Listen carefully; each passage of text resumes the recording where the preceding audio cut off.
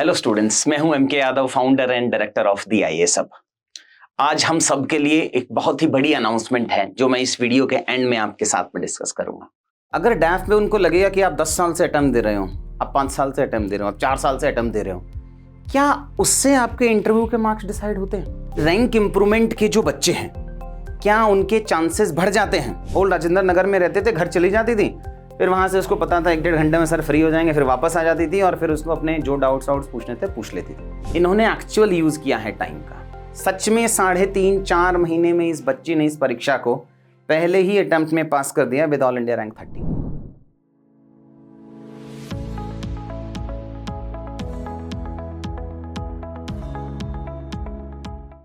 Hi, I'm MK Yadav, the founder of the IAS Hub. I work with private sector, I work with government sector, lot of government jobs that I have done.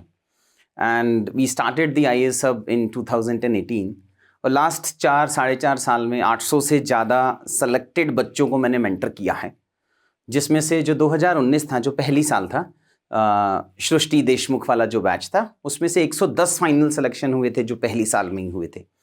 फिर हर साल on an average 200 के आसपास में बच्चा है जो मुझसे connected रहता है। ये तो हुए सक्सेस स्टोरीज, और फिर हजारों बच्चे ऐसे हैं जो इस परीक्षा को पास नहीं कर पाए।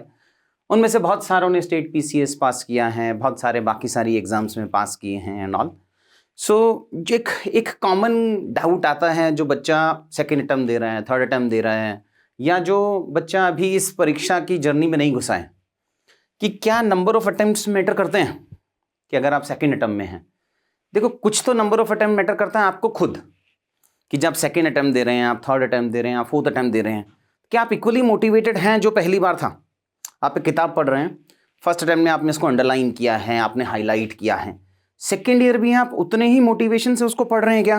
वो तो आपको खुद डिसाइड करना है। तीसरी बार भी उसी मोटिवेशन से पढ़ोगे क्या? बट एक होता है जब आप इंटरव्यू देते हैं तो आपको एक डिटेल्ड एप्लीकेशन फॉर्म बोलते हैं उसको, जिसमें आपके बारे में सब कुछ भरना होता है।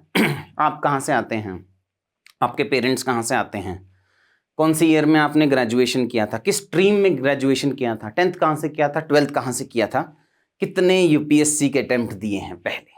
आपको पता है कि अगर वो पैनल मेंबर को दिखेगा कि आप 10 साल से अटेम्प्ट दे रहे हो, तो वो एक अलग इंप्रेशन क्रिएट होगा। वो आपने सुना होगा ना, आपके घुसने से पहले आपने क्या अचीव किया है और नहीं किया है वो पहुँच जाता है। सो अगर डैफ में उनको लगेगा कि आप 10 साल से अटेम्प्ट दे रहे हो, आप 5 साल से अटेम्प्ट दे रहे हो, आप 4 साल से अटेम्प्ट दे रहे हो, क्या उससे आपके इंटरव्यू के मार्क्स डिसाइड होते हैं? क्या उससे आपको होगा कि आपको 110 नंबर मिलने वाला है, कि 150 नंबर मिलने वाला है, कि 200 नंबर मिलने वाला है इंटरव्यू में, जो 275 नंबर का होता है? तो मैंने इसको 2 पार्ट में डिवाइड कर दिया। एक, एस्पिरेंट खुद, उसका मोटिवेशन, उसको सपोर्ट, जो घर से सपोर्ट मिलता है, दोस्तों का सपोर्ट मिलता है, खुद का सपोर्ट मिलता है जो आप लेके आते हो, और दूसरा क्या पैनल मेंबर्स देते हैं। घर वाला किसी और दिन बात करेंगे, आज हम सिर्फ बात करेंगे कि क्या यूपीएससी डिस्क्रिमिनेट करता है on the basis of number of attempts. क्या जो हार्डशिप है, बहुत सारे मैं अलग अलग एग्जांपल्स आपको बताऊंगा कि कहां कहां आपको चैलेंजेस आएगा when the number of attempts increased, या कहां आपके लिए इजी होता चला जाएगा। पहला शुरू करते हैं कि रैंक इंप्रूवमेंट के जो बच्चे हैं, क्या उनके चांसेस बढ़ जाते हैं? तो ये फर्स्ट रैंक है शुभम कुमार, आपने सुना होगा, बिहार से 20 साल बाद को रैंक 1 लेके आया था। सो शुभम ने पहला अटेम्प्ट दिया, सिलेक्शन नहीं हुआ। दूसरा अटेम्प्ट दिया तो 290 के आसपास में रैंक आया, तब वो मुझसे मिले थे। एंड जब तीसरा अटेम्प्ट दिया तो ही सिक्योर्ड ऑल इंडिया रैंक 1। तो मतलब एक रैंक इंप्रूवमेंट का भी बच्चा है। आपकी जर्नी सिर्फ IRS, defence estate, postal services में आके बंद नहीं हो जाती है। आपको उन 800 बच्चों में नहीं आना है जो ये एग्जाम पास करते हैं, आपको उन 70 बच्चों में आना है, उन 80 बच्चों में आना है जो आईएएस बनते हैं। सो अगर आप नंबर वाइज देखें तो 11 लाख एप्लीकेशन, 70 बच्चे, वहां से कंपटीशन बहुत है, इसीलिए बच्चों को कई साल लग जाते हैं। अगर आप शुभम का बैकग्राउंड देखेंगे, आईआईटी का बच्चा है यार, वो आईआईटी बॉम्बे का बच्चा है। यूजली आईआईटी बॉम्बे के बच्चे बहुत शार्प होते हैं, किसी भी आईआईटी के बच्चे हों वो बहुत शार्प होते हैं, बट उसके बावजूद इनको 3 साल लग गया, 3 एग्जाम दिए, मतलब 4 साल लग गया इस परीक्षा में आईएएस बनने के लिए। सो ऐसे भी आपको एग्जाम्पल्स मिलेंगे जो सेलेक्ट हुए, फिर परीक्षा दे रहे हैं और फिर रैंक इंप्रूव करके आईएएस बन रहे हैं। नेक्स्ट एग्जाम्पल बहुत अच्छा है, दो बहुत क्लोज बच्चे हैं मेरे, काफी क्लोज बच्चे हैं। एक का नाम है सिमीकरण, आईआईटी बॉम्बे से हैं, दूसरे का नाम है नुपुर। दोनों की कहानियां आपने सुनी होंगी, नहीं तो यूट्यूब पे थोड़ा सर्च करो दोनों बच्चों के बारे में। नुपुर जो हैं वो दिल्ली टेक्निकल कॉलेज से हैं। इन्होंने इस परीक्षा का जो फेलियर है ना, वो बोलते हैं ना कि सक्सेस इज काउंटेड, और सबसे अच्छी आपको सक्सेस तब नहीं लगती है जब आप पास होते जाते हो, सबसे स्वीट सक्सेस तब मिलती है जब आप मल्टीपल फेलियर्स कर लेते हो। छठे अटेम्प्ट में, लास्ट अटेम्प्ट में इन्होंने इस परीक्षा को पास किया विद ऑल इंडिया रैंक 11। मतलब कि 5 साल तक ये लगातार फेल होते रहे, कोई अल्टरनेट जॉब नहीं था उनके पास। 6th अटेम्प्ट में उन्होंने आईबी को ज्वाइन किया था और पैरेलली उनका यूपीएससी भी निकल गया। मतलब 5 साल की परीक्षा और 1 साल उससे प्रिपरेशन का, 6 साल का स्ट्रगल है, तब कहीं जाके रैंक 11 आया। मतलब कि अगर आप 5वें अटेम्प्ट में हो या छठे अटेम्प्ट में हो, तब भी तो आपका 11वां रैंक आ सकता है। तो जितने भी बच्चे, जो भी बच्चे हैं जिनको लगता है सर चौथा अटेम्प्ट हो गया अब तो नहीं हो पाएगा, 5वां हो गया अब तो नहीं हो पाएगा, ये तो रियल मॉडल है ना आपके लिए बच्चा। अब यूपी में जब ये बैठा है, अगर ये एसडीएम बना हुआ है, कोई थोड़ी पूछेगा कि कौन से अटेम्प्ट में हमने परीक्षा पास किया था। अब तो आपका काम बोलेगा, बट उसके लिए आपको सिस्टम में एंटर करना पड़ेगा, वो एग्जाम पास करनी पड़ेगी। इसी बच्चे को अगर मैं लेके जाऊं दूसरे बच्चे से, सिमीकरण, she clear this exam at the age of 22, youngest है अपने बैच की, वो आईआईटी बॉम्बे की बच्ची है। पहले अटेम्प्ट में she met me after the next day of the prelims. 2019 में आए थे वो मेरे पास कि सर प्री तो हो जाएगा, 3.5 महीने में पास तो हो नहीं सकता। आज तक किसी ने हिस्ट्री बनाई नहीं थी ना कि 3.5 महीने में परीक्षा पास कर दें। पीएसआईआर ऑप्शनल है, बहुत लेंदी ऑप्शनल है, वो भी नहीं तैयार था, जीएस भी नहीं तैयार था। बट समहाउ जिस दिन परीक्षा सितंबर 18-19 के आसपास में स्टार्ट होने वाली थी, ऑफलाइन में आती थी बच्ची, हर क्लास अटेंड की है इसने। और आपको पता है कि मेंस के टाइम पे टीचर्स बहुत बिजी रहते हैं, मैं भी बहुत बिजी था, 1-1 घंटे वेट किया है इस बच्ची ने मिलने के लिए। तो ओल्ड राजेंद्र नगर में रहते थे, घर चली जाती थी, फिर वहाँ से उसको पता था 1-1.5 घंटे में सर फ्री हो जाएंगे, फिर वापस आ जाती थी और फिर उसको अपने जो डाउट्स पूछने थे पूछ लेती थी। But she is one of the brightest kid which I mentor. आपको बताया था ना 800 बच्चे मेरे आसपास से पास हुए हैं, she is one of the brightest one. क्यों? इन्होंने एक्चुअल यूज़ किया है टाइम का। सच में 3.5-4 महीने में इस बच्ची ने इस परीक्षा को पहले ही अटेम्प्ट में पास कर दिया विद ऑल इंडिया रैंक 31। ऐसे बच्चे भी हैं, हिस्ट्री रिपीट्स इटसेल्फ, और ऐसे बच्चे भी आएंगे आगे जो आखिरी अटेम्प्ट में इस परीक्षा को पास करेंगे। नेक्स्ट स्टोरी आती है कि क्या इंटरव्यू में आखिरी अटेम्प्ट में नंबर आते हैं। जैसे नुपुर को 180 समथिंग मार्क्स मिले थे इंटरव्यू में 275 में से, अगर 200 प्लस आता है तो that is considered as a very very good score. सिम्मे को 201 मार्क्स मिले थे। अब ये एक बच्चा है, इसका भी आखिरी अटेम्प्ट था। आखिरी अटेम्प्ट में उसकी भी पुरानी कोई जॉब नहीं थी, आखिरी अटेम्प्ट में he got 206 marks in interview which is highest of that year. मतलब पैनल डिस्क्रिमिनेट नहीं करता है, आप पहले अटेम्प्ट में हैं, दूसरे अटेम्प्ट में हैं, तीसरे अटेम्प्ट में हैं, चौथे में हैं, 5वें में हैं कि छठे में हैं, छठे अटेम्प्ट में भी वो आपको देश के सबसे ज्यादा मार्क्स दे रहा है इंटरव्यू में। नेक्स्ट आता है, इसका तो बहुत ही मतलब वो कहते हैं ना, we have change the nomenclature, but ना अभी थिंकिंग नहीं सोची है, अभी भी हम इन्हें डिसेबल्ड बोलते हैं। Although the nomenclature has been change to differently abled, but disability है। हमें वो लगता है कि यार ये तो डिसेबिलिटी है, मुझे लगता है हम सब डिसेबल्ड हैं। कोई सोच से डिसेबल होगा, कोई पैट्रियार्की से डिसेबल होगा, कोई फिजिकल कैरेक्टर्स से डिसेबल हो सकता है। So we all are disabled at various instances. हम सोच से डिसेबल हो सकते हैं, आप हार मान के बैठ गए हैं कि यार 2 अटेम्प्ट हो गए अब तो नहीं हो सकता, वो भी तो डिसेबिलिटी है, बस ये आपको विजिबल है, सोसाइटी में एक्सेप्टेड है तो हम मान लेते हैं। Rupesh, now he was SDM of Chandigarh, now the director IT of Chandigarh, is very close kid. So he started his preparation at the age of 34 years. Single mother थे इनके, जब प्रिपरेशन स्टार्ट किया था बहुत स्ट्रगल था, बैंक में कैशियर वैशियर की job कर रहे थे उस टाइम पे। उस एज पे जॉब छोड़ना, and that too if you are visually impaired and starting your preparation at the age of 33-34 and clearing this exam in the very first attempt, तो मुझे नहीं लगता ये डिसेबल्ड हैं।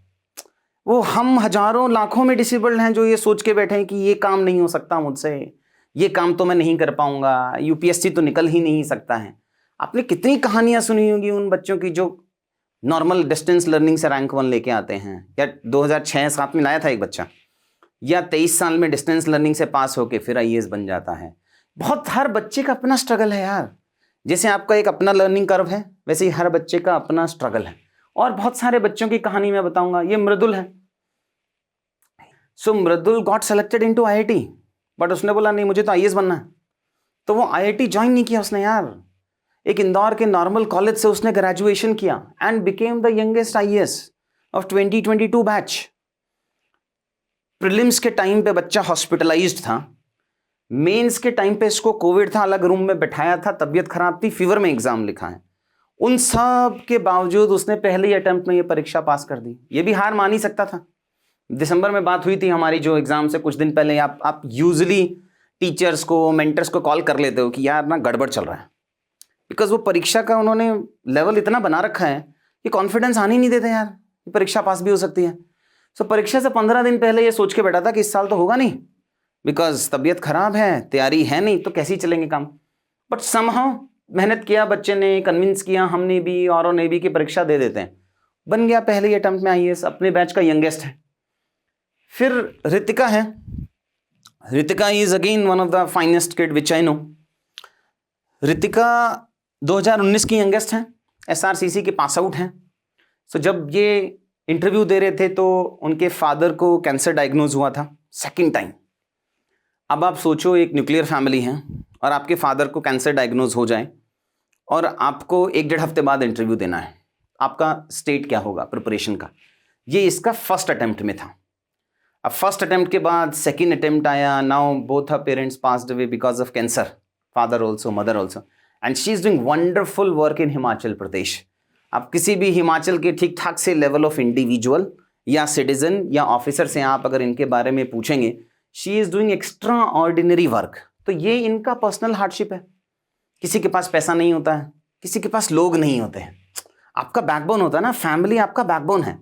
जहाँ कुछ नहीं होता, जब आप सबसे निराश हो जाते हैं तो आप घर जाते हैं, उस घर से जाके आपको पॉजिटिविटी मिलती है, वहाँ से आपको मोटिवेशन मिलता है और फिर आप प्रिपरेशन स्टार्ट करते हैं लाइफ की। अब चाहे एग्जाम की प्रिपरेशन हो, चाहे जॉब की प्रिपरेशन हो, चाहे पैसा कमाने की प्रिपरेशन हो, चाहे किसी भी चीज़ की हो।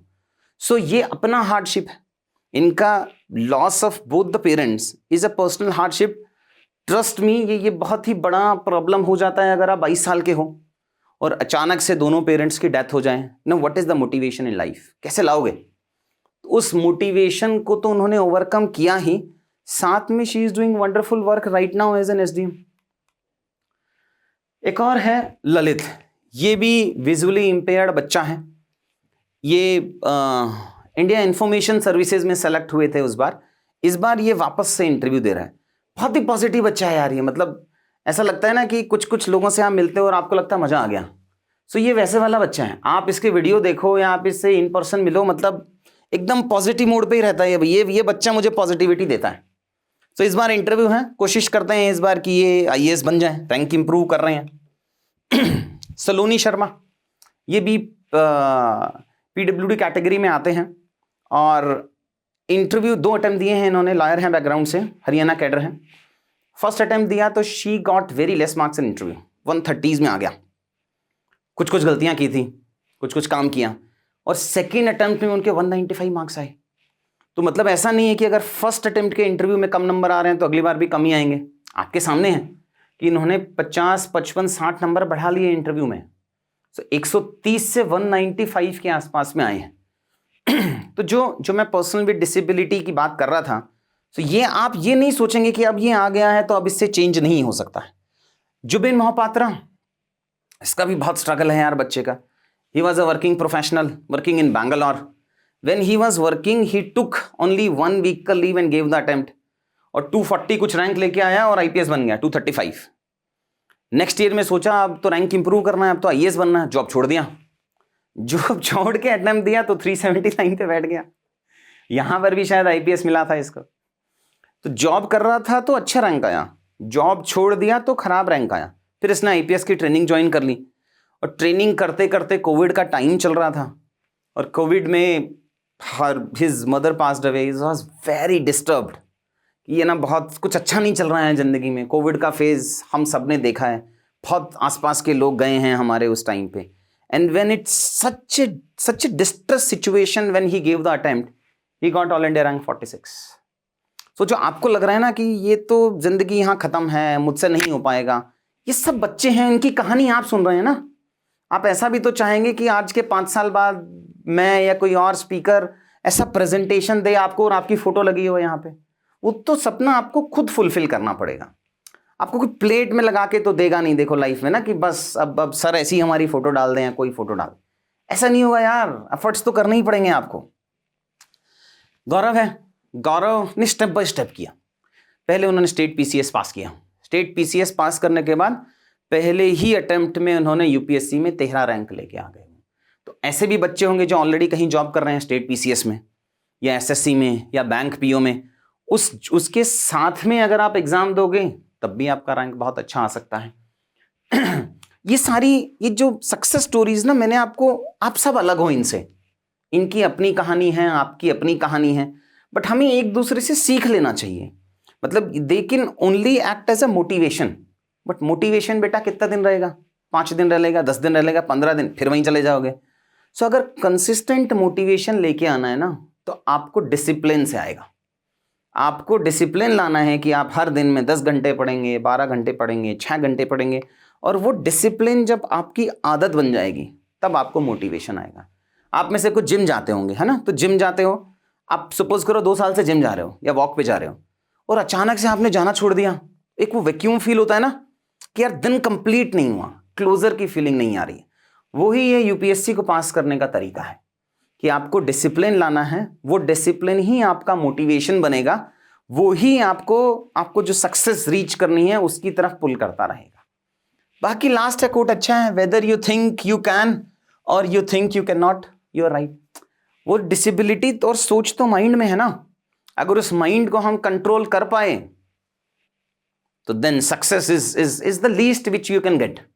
बाकी भी बहुत कुछ आप अचीव कर सकते हैं। देखो यूपीएससी अपने आप में एक एंड नहीं है, ये तो एक मीन्स है। जब आप एक आईएएस बनेंगे तो एक जरिया है जहां से आप 100 करोड़ इंडिविजुअल्स का, अपनी फैमिली का, अपने फ्यूचर जनरेशंस का, उस पर इंपैक्ट क्रिएट कर सकते हो। सो एज ए टीचर ना, मतलब अब मैं उस स्टेज में पहुंच गया हूं जहां तुम्हारे पेरेंट्स भी पहुंच गए होंगे। 60 साल की एज में ना, फिर वो एक ऐसा क्राइटेरिया आ जाता है कि अब मुझे देश के लिए कुछ करना है, अब मेरा देश अच्छा होना चाहिए, अब हम वहाँ इम्पैक्ट क्रिएट करेंगे। सो देखो बच्चे तो मेरे पास आ ही जाएंगे, उसका तो इशू नहीं है, रैंक वैंक भी आ जाएंगे, 200 सिलेक्शन बहुत होते हैं यार। अब मुझे अच्छे आईएएस चाहिए, अब मुझे वो चाहिए जो 2047 जो अभी मोदी जी चाह रहे हैं, वो चाहने और करने में, एस्पिरेशंस और अचीवमेंट का जो गैप है ना, उसको जो फिल करना है, वो एक अच्छा आईएएस ही कर सकता है। सो मेहनत करना पड़ेगा। ऐसा नहीं है कि यूपीएससी की जर्नी या उसको पास कर लोगे तो ज़िंदगी अच्छी हो जाएगी, बट संसाधन बढ़ जाएंगे, आपका इम्पैक्ट बढ़ जाएगा, पूरी गवर्नमेंट मशीनरी आपको हेल्प करेगी जो आपके थॉट्स हैं उनको फुलफिल कराने के लिए। सो मेहनत करते हैं, कोशिश करेंगे कभी और कोई ऐसी कहानियों पे हम वीडियो बनाएं तो उनमें आपके भी फोटो आए, या कोई और बनाएगा, हम नहीं बनाएंगे तो कोई और बनाएगा। देखो मेरा मानना ये है कि देश का हर जो युवा है उसमें बहुत बड़ी काबिलियत है, वो अपने सपने पूरे कर सकता है, लेकिन उन सपनों को पूरा करने के पीछे कुछ परिस्थितियां अच्छी नहीं होती हैं। कभी फाइनेंशियल कंस्ट्रेंट आ जाता है, कभी नॉलेज कंस्ट्रेंट आ जाता है, कभी डायरेक्शन की प्रॉब्लम आ जाती है। लेकिन 1000 से ज्यादा बच्चों को पिछले 5 साल में यूपीएससी की परीक्षा पास कराने में मैंने मदद की है, और आप सबका बड़े भाई होने के नाते मेरी ये रिस्पॉन्सिबिलिटी बनती है कि मैं आपकी कुछ हेल्प कर सकूं। मैं बहुत ही एक्साइटेड हूं आपके साथ ये शेयर करने के लिए कि जो भी बच्चा मुझसे फाउंडेशन की क्लासेस लेना चाहता है, जो पढ़ना चाहता है, जो आईएएस बनना चाहता है, लेकिन उसके पास फाइनेंशियल कंस्ट्रेंट है, तो हम एक बहुत ही बड़ी स्कॉलरशिप आपके लिए लेके आ रहे हैं।